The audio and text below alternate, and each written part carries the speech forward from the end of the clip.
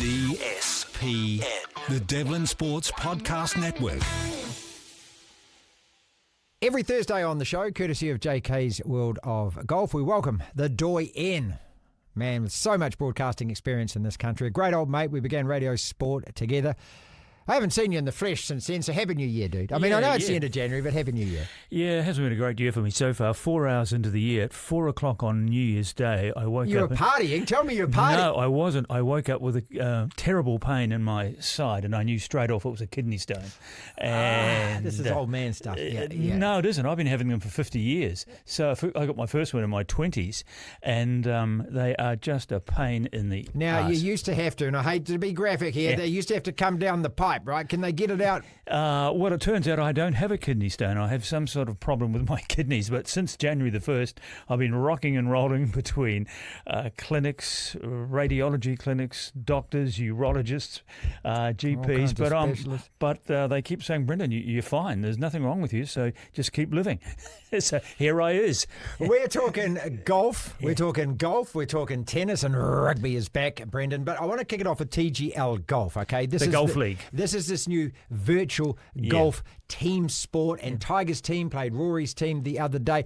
Look, I've been flicking in to see whether I can be interested in this. The way it works, people, is that you get the best golfers in the world. They're in teams, but it's all virtual, okay? They stand in front of a big kind of movie-like screen. They hit a ball, and you know if you've ever played kind of PlayStation golf or whatever, there's a crowd in the background that are going, Rory, Rory, and there's a guy standing there getting them to chant at the right time and everything. I find it infantile. I mean, I love the Masters, but I can't get into this. But this isn't for me, and it's not for you. That's right. It's rubbish, basically, by traditional golfing standards. But there is a concern in golf, as I think there is in every sport, concerned about whether there's enough young people coming into a sport. And so golf, because it is, I mean, in New Zealand, for example, the average age of a member of a golf club in New Zealand is nearly 60. That's so there's concerns at golf club level, at our club, we're not getting enough young people coming into it. So Tiger and Rory get round a boardroom table of multinational companies and money starts to flow. And they came up with what is a brilliant sort of kind of technical concept. As you say, it's virtual golf. It's all done in a shed. That's a purpose-built shed, 1,500 people. I call it darts television. It's like we see with darts. You fill it up with booze, cigarettes, smoke, and chat. Loud music. And then you've got these golfers talking to each other while one of them's playing a shot. But it's designed to, I guess, get young people in America watching golf. And so, therefore, they've got this team concept, Boston playing New York, Houston playing Seattle, which, what does it mean to us? Nothing. I watched it, and I'm in admiration of what they've technically achieved to do. It must have cost them millions of dollars to put this together. So Rory tees off from a tee inside this big shed, and he hits it onto a screen, and it goes down a virtual fairway, and then he plays his next shot onto a virtual green and so forth. I guess you and I are both too long in the tooth, but all sports are doing this if you think about it. Right. Cricket's got its T20. Yes, sailing's got its GP up and down the Auckland Harbour the other day. Netball Fast 5. Rugby League 10s, Rugby 7s. Okay, everyone's condensing their sport to make it shorter for the attention span, the lack of. They want results within an hour. And well, the NBA's become basically an Instagram sport these days. People just watch 10 seconds of highlights. That's what they watch with the NBA. So look, okay, it may not be for us, but I recommend that you have a look at it and decide for yourself. Golf question. I was just thinking the other day when Daniel Hillier got his second finish, and he got $1.8 million, and you add in Ben Campbell, who's now been picked up by Liv. You've got Ryan Foxy, of course, who's going great guns. You've got Danny Lee. I probably missed a couple out. Is this the strongest that we've been in New Zealand men's golf for a very long time? Potentially it might be, but no. There was a period, I can't remember the year, but it was when we were at the Radio Sport, and I used to do a little golf show every Thursday with guys from JK's World of Golf. And I remember saying to Philip Tatarangi one day that this is amazing, Philip. We've got more golfers in the top 100 in the official world golf rankings. We had more than England. We had Turner, Greg Turner. We had Frank Nobilo. We had Grant Waite, we had Michael Campbell, we had Phil Tatarangi, and one or two others. We had about 6 or 7 golfers. Wow, okay. Now we've got, I'm not even sure we've got any in the top 100. I think Foxy's just outside the top 100. And Daniel Hillier, with that win a couple of weeks ago in the desert, has jumped from about 300 to about 130. So he could get in the top 100. Right. But yes, potentially. It feels like a golden age. And Ben Campbell, we talked about him at the end of last year. He's had a fantastic run over the last 12 months. He's hardly got a mention here in New Zealand, but he made $2.5 million last year. Bad, and so Liv picked him up. Yeah. And so he's on the pig's back for 1 year anyway if he can hang on to his ticket in Liv Golf. So, yeah, and a lot of these guys are going to be playing in the New Zealand Open in a month or so's time. So that's now become not just our most important golf tournament, but John Hart and the guys that run it have done a fantastic job in promoting it in Asia. And so we're going to have something like 10 of the top 20 Japanese golfers playing in the New Zealand Open. The names won't mean anything to you or much to me. That's massively significant because that just means that television audience comes with it as well. So and golf in Japan, ladies and gentlemen, is one of the major sports. So there's a lot of growth. There's a lot of football, growth. golf, but in America,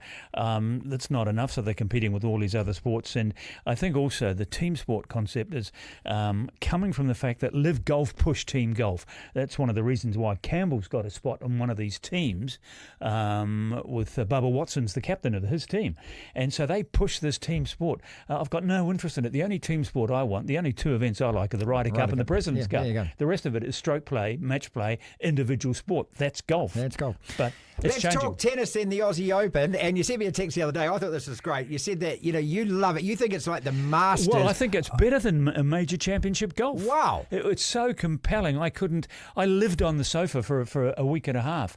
Traditionally, I've always taken a passing interest in the first week of the Aussie Open because one's playing 128, two's playing 127, and they're walkover matches, and men's and women's. But this year, I noticed even in those early rounds, the top guys were really being pushed to get through to the next round. I watched a couple of 5 sets. I actually flicked over one Wednesday or Thursday, and 2 matches were going into 5 sets, and I actually sat there and watched them.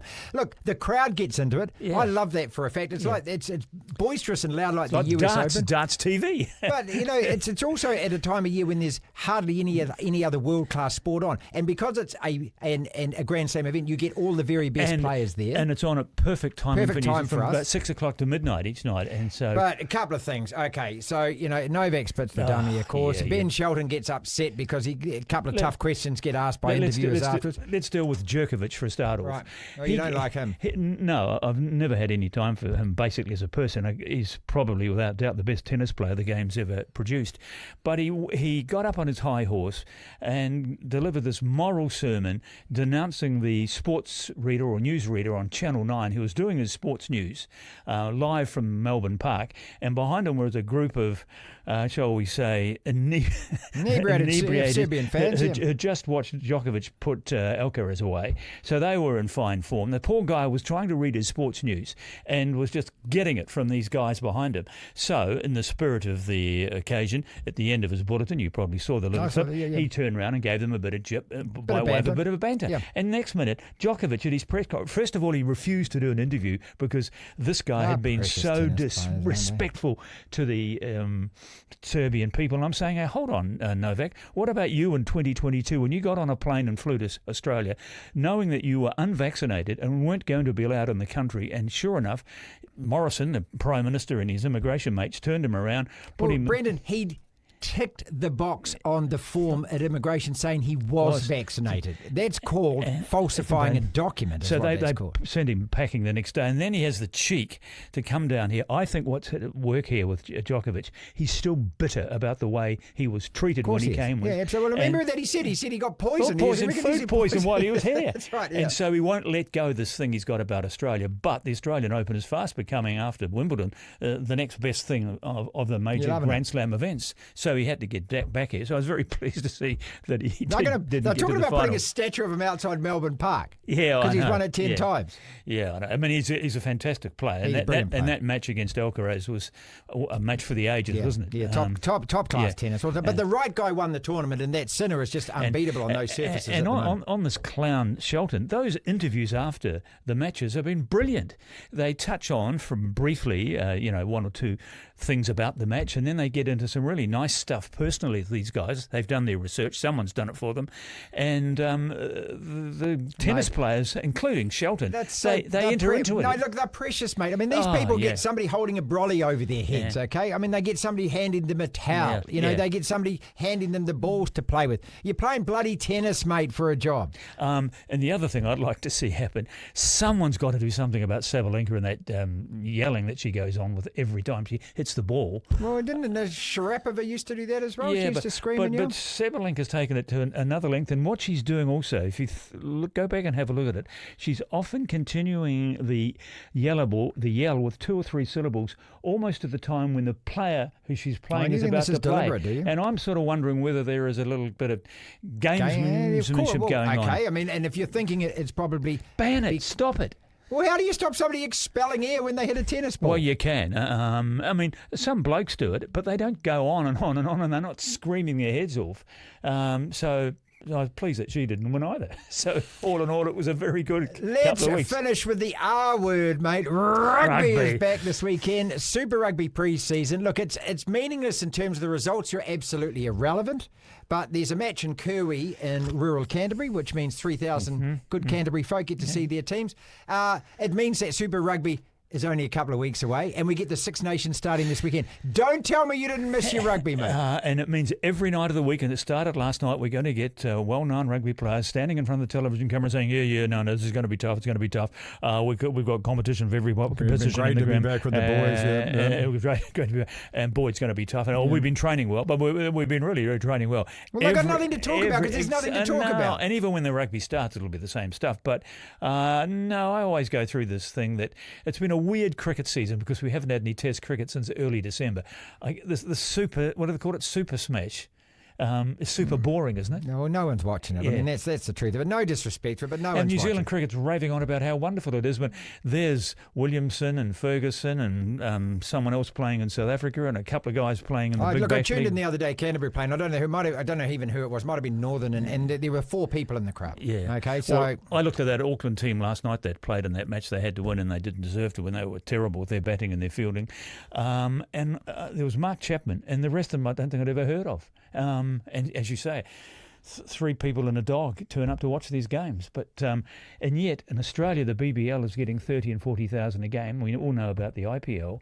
And there's these IPLs, these T20 leagues all around the world, and all these guys are getting well paid. But